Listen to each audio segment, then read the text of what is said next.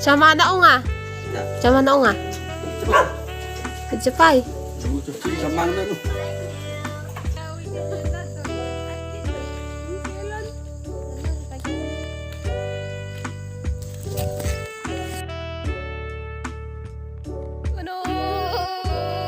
At nang bandang tanghali nga ay naglakad-lakad kami dito sa kalsada at sobrang daming fern at iba't ibang klase nga ang nakita namin dito.